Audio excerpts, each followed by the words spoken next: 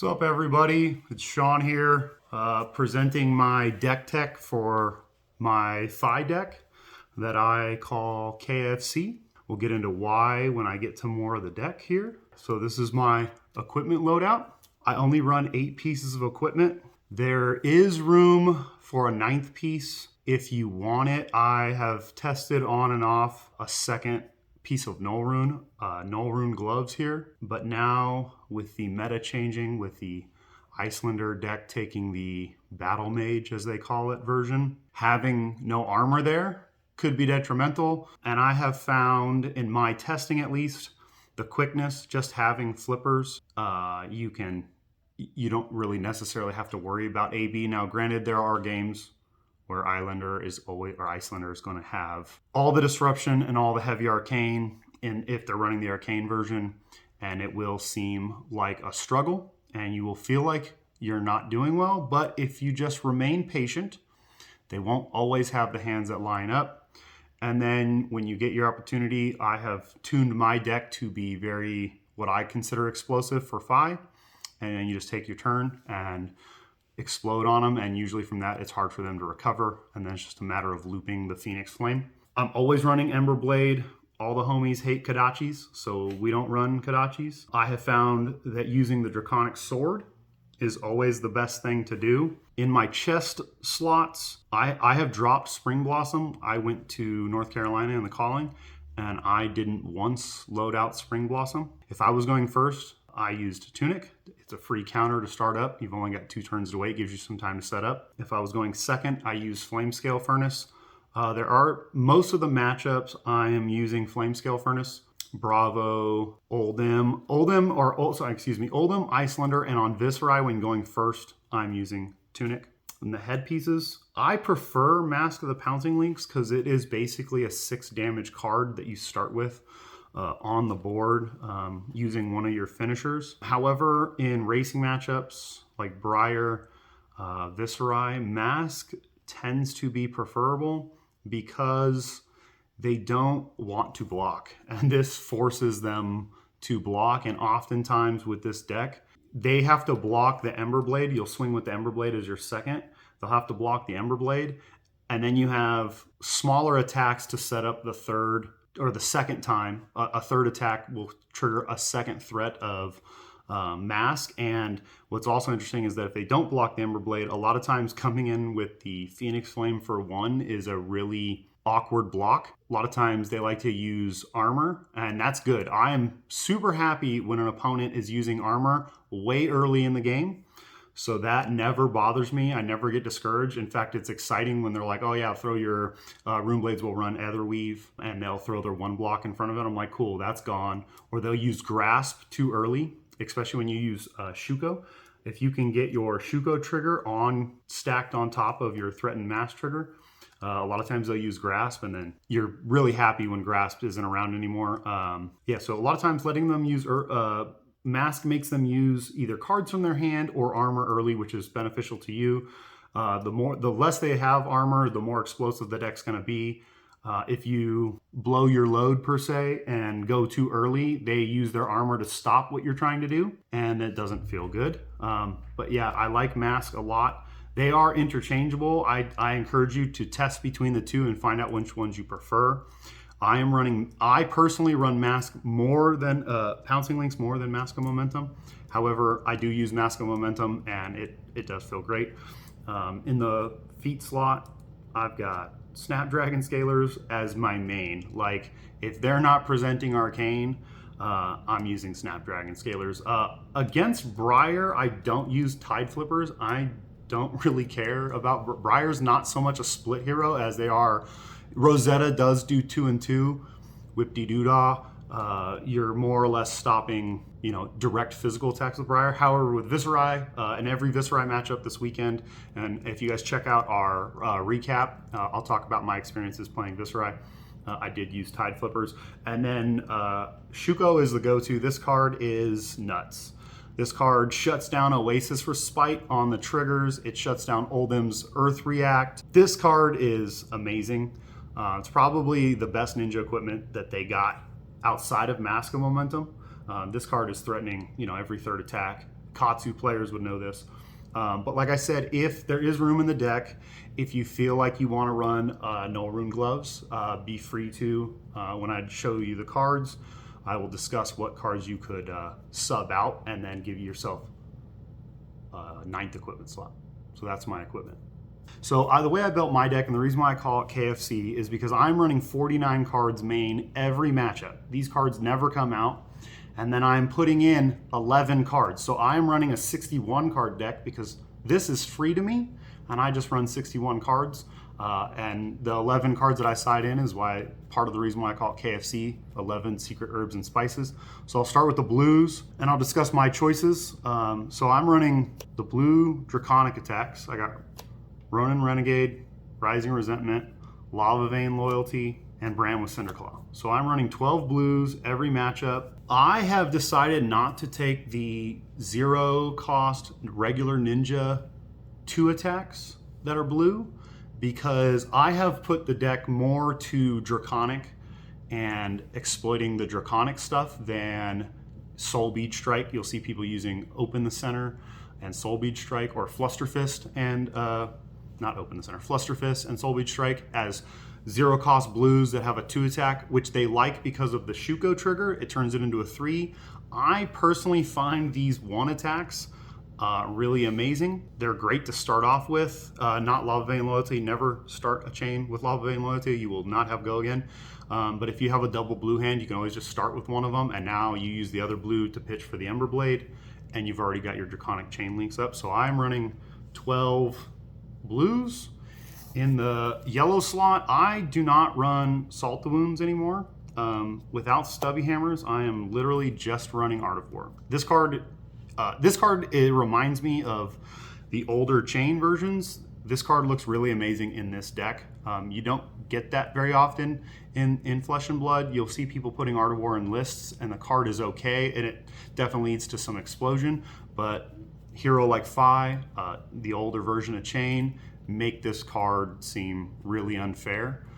Then we get to the reds, and I'll talk about my red choices. So I am running Spreading Flames. So there are people that don't like Spreading Flames. I think that card's amazing. 3 Soaring Strikes. Well, let me get to the 1 costs. You've got Mounting Angers, Soaring Strikes, Flame Call Awakenings. My personal spice, shout out to Peter for reminding me, I run Red Rise Up. So I'm running 2 red rise ups. If you look at deck construction for most Fi lists, they're often using 8 finishers. If I'm running Mask of Momentum, this is gonna guarantee me a card draw. It's gonna be 5 or 7 dominate in my deck. Now, the Kodachi Fi version only runs 1 Phoenix Flame. This card would not be good. There is another version of this that uses those blue 2-cost attacks. It might benefit from this, but I think they're not going to be pulling as many Phoenix Flames, and they're also using them. And I'll get into some interesting tech that you can, or interesting lines that you can play with Flame Call Awakening. I've seen people not like Spreading Flames. I love Spreading Flames, and I'll show you that with the rest of the 0-cost reds. So I'm just going to slide these down here. They'll probably lose frame, but the 1-cost attacks are there. The red 0 cost, Lava Burst. This is my second favorite card in the deck. My favorite card in the deck, and a lot of people might hate me for this, but I'm running 3 Inflames. This card is nuts. Personally, in my version, because of the draconic nature, I find this better than Double Strike. It can be a red starter on its own, which can let you pitch to Ember Blade, whereas Double Strike doesn't do that. Yeah, Double Strike basically turns on your Shuko itself. This is just amazing, especially on Spreading Flame turns. If you start with a Spreading Flames and then go in Flame and into your Phoenix Flame, both in Flame and Phoenix Flame get pumped, then any Draconic attack after the Phoenix Flame and the in Flame are automatically pumped because usually they're base 3 and you've already gone 3 Draconic attacks wide. Then we have the standard Brand with Cinderclaw, Ronin Renegade, and Rising Resentment. These are your 0-cost red starters. This is interesting because you can turn attacks that are not normally Draconic into Draconic to help your Fi ability, or just if you need to, like on a Spreading Flames turn, if you sequence it correctly, you could turn in another card I'll show you later to actually get a bonus on a card that wouldn't normally get it. And then Rising Resentment, it's interesting when you play this because in racing matchups, when they don't want to block, you can really exploit the fact that this is going to make one of the 1-cost reds. A lot of times they don't want to block, and then it's just like, cool, now I have extra resources, which will go into some of my sideboard solution or sideboard choices. And then probably the best Draconic card printed is Blaze Headlong. This card is nuts. We can't talk enough about this card.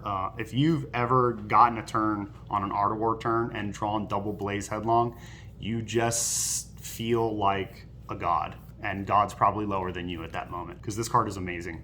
There are interesting lines where you can use this as your starter and pop Snapdragon Scalers just to get going. There are times where, because there are going to be games where you might have missed an opportunity to use snaps, and then at the end of the game, you're like, oh wow, I never even used Snapdragon Scalers. Could have been one of the turns where you could have started with Blaze. And then I am running a total of 3 Phoenix Flames, 2 in the main, and then obviously 1 comes out in the side. To start the game. So like I said, that's what allows me to run 61 cards. So this is the main board reds. And now I'm going to get into some of these sideboard choices, which all depends on the matchup and how I like to play this version of my Phi deck. First things first, you'll see a lot of people running Razor Reflex. I'm running Draconic Attacks, so I like Combustion Point. The interesting thing about this is that a lot of times you will have in my version, because I'm running 3 Phoenix Flames, you will have a second or even all 3 Phoenix Flames in your graveyard. If you sequence it correctly, you can use the Phi ability to generate the resource to play this card. And oftentimes when you're threatening a mass trigger, they might just block, and being able to use Phi to pick up a Phoenix Flame and then play this and banish their 3 block to get the mask just replaces the card itself. Also, this is a great way to kill Oldhim. And then for the Islander matchup, I run 2 potions. Personally, it's a great card. I don't know about 3, especially now that they're running the Battle Mage version. It is a no block. Sink Below is literally just for the Guardians. That's the only time you're going to use this card. But because people are still playing Bravo and people are definitely playing Oldhim, this card can get you out of a bind. You know, this card and Flamescale Furnace blocks for 6 against a Spinal, so you can keep your card going. You can also have a hand where you have too many blues, and this can help you filter that blue back to the bottom and hopefully draw a red. I'm running 2 That's All You Got. This is for the Rune Blades. A lot of times you can just let them do their thing, block the 2 physical from Rosetta, and draw a card afterwards and still have a 4 or 5 card hand if this was played from Arsenal. This is okay to bring in the Phi Mirror because of Shuko. You can use this to shut down, or you can even use it to just stop the 1 damage. It is going to replace itself if you use it correctly. And also there are times where, you know, maybe you're not going to get the card draw, but the fact that it's a 3 block helps. This deck doesn't block very well. I don't like blocking, so I like to win, so I like to attack. Now some personal favorites. This is for my Islander and Oldhim matchups. I run 2 copies of Thaw. This card is phenomenal for me. In the Ice Heroes, they like to stop your go wide. And a lot of times you'll start an attack, maybe with a 0 starter or even a 1 cost red starter. And they'll do their, you know, Oldhim will defense react, he'll ice react you, or Islander will strip a card from your hand. I like to just keep this card and then finish with this instead of the Emberblade. This is a 2 for 6 Draconic versus a 2 for 3 Draconic. And then when it goes to the graveyard, in Oldhim's, you will have advantage of Oldhim, and they'll just be blocking out, and they'll swing Ice Hammer, and they'll think that that 1 Frostbite is going to slow you down. And they forget that your Thaw's in the graveyard, and you just eat the damage, and you start your turn, and you pop the Frostbite, and now it just goes to town. So I really like Thaw. I'm running 2 Erase Face. This card, it makes Viserai. People are still playing Viserai. It also against Islander, I like this card. It shuts down the Ice Fuse against Islander. This basically stops. A lot of Viserai players will block with 1 card and then keep a 3 card hand. If they're keeping a 3 card hand and not stopping the other attacks, I like to end the chain with this because they're basically telling you they have Mauvrin Skies, Blue, and Shrill in hand. The color of the Mauvrin and the Shrill doesn't matter. That's what they're going to try to do. They're going to try to play Mauvrin Skies, pitch a Blue, play the Shrill for 5, 6, or 7 with an on-hit trigger, and then swing Rosetta with those extra rune chants. This makes Mauvrin Skies not do anything. They don't get go again on the Shrill, and now they're going to block with more cards. So these are my 2 cost attacks. So I'm going to move some of this stuff down here. I'm running E-Strike. This card is also great against Islander. It's great in race matchups. You're running Soaring Strike. A lot of times you can just end with a 7. It can be in a bind. It can be a red starter, especially on those hands where you've got a red like Blaze Headlong and you have a blue and you have like a card you don't want. There's some times where you have too many 1 costs. You can use this to be a starter as a 5 go again. A lot of times I like to just try to get the Blaze Headlong, or not the Blaze Headlong, the Soaring Strike, because then this turns into change my hand and draw a card. Or you can just do 7 to end a chain, and that's a lot of damage. E-Strike is a really good card. You'll see people not running this card. I do like this card. This won me a few matchups. My personal favorite is Breaking Point. I do not run Take the Tempo. I've played Take the Tempo and I like the card a lot, but in North Carolina and going forward, I use Breaking Point in the racing matchups. It is way easy in the racing matchups to hit Rupture. It is a 1 for 5 on a Spreading Flames turn. You can get this to 6 with the Inflames. Rather than drawing or banishing a card with Take the Tempo, Breaking Point just gives you a threat because they'll try to arsenal a Mordred Tide or a Channel Mount Heroic or something, and then it forces cards out of their hand. And then the last 4 slots in the sideboard are your Belittle Minnowism package. I have this in the sideboard because I don't always play Belittle Minnowism. I know people are mainboarding Belittle Minnowism, but because of the density of the 1 cost Draconics, I don't always necessarily run it. It is very matchup dependent. If I bringing in any of the 2 cost attacks, I am bringing in the Belittle package because it is going to guarantee the high blues. Against Islander, when you need more blues, the Minnowism package comes in. It's a save all, but I'm not always running it. So like I said, you're going to put in an 11 cards of your choice depending on matchup from here. So you have a 49 card base and you're going to add 11 cards. What do you think your good matchups and bad matchups are here? Okay, so personally, I'm a little overconfident. I don't think Fi has bad matchups. He has 50-50 matchups. I think Oldhim can be tricky if you haven't played it. And Islander, the Ice Heroes. Ice Lexi is not around as much, but that is a very disruptive deck. That can be really tough to navigate, especially if they take tempo from you via... there were Ice Lexis running Red Arctic Incarceration, which is just a busted card. It will shut down most of your turns. Islander with her Disruption, and then Oldhim, if you don't know how to sequence your attacks, Oldhim's Ice React will definitely throw you off. That's why I use the Thaw. It is like a bailout card for me. My good matchups are Viscerai and Briar, and I think the mirror is... when you have Spreading Flames and Art of War, you have more power than the decks that are not running Spreading Flames. So in the mirror, I think Spreading Flames gives you an additional power card. I think Pete can attest to this. I went a turn where I went Art of War, in sequential turns, I had Art of War turn, and then a Spreading Flame turn, and the game is just over at that point. If you're not running Spreading Flames, I feel like you're missing a lot of potential of the deck. That's the reason why I also run 3 Inflames, because I like to pick up a extra Phoenix Flame and then use it to pitch for a 1 cost attack late in the chain, which guarantees you can get a mass trigger, or you can guarantee a hit to go use Pouncing Links if you're using Pouncing Links. So I do think there are some interesting matchups. You'll still see people playing Bolton. Breaking Point is basically giving Bolton, they will block with 2 cards, or they'll block with 2 cards, try to keep 2 so they can attack you back. And if you can end the chain on a Breaking Point after they've block, you can often hit the combo card that they were trying to protect. You'll see people, I'm a big Levia fan, you'll see people playing Levia, they like to banish your Phoenix Flame with their Deadwood Rumblers, and running 3 in the deck, you're not really hurt that much if they banish, whereas the Kodachi 5 version, it only runs 1. If they lose that, they lose, they're running red Rise from the Ashes, so they'll lose their ability to pick up a free attack. So I don't really feel like he has bad matchups. There are tricky matchups, but I think if you spend enough time testing those matchups into players that know how to navigate the deck you're testing against, you will improve your thought processes and your mental game. So when you do sit down against that hero, you at least have a game plan. 100%. Thank you. Thanks.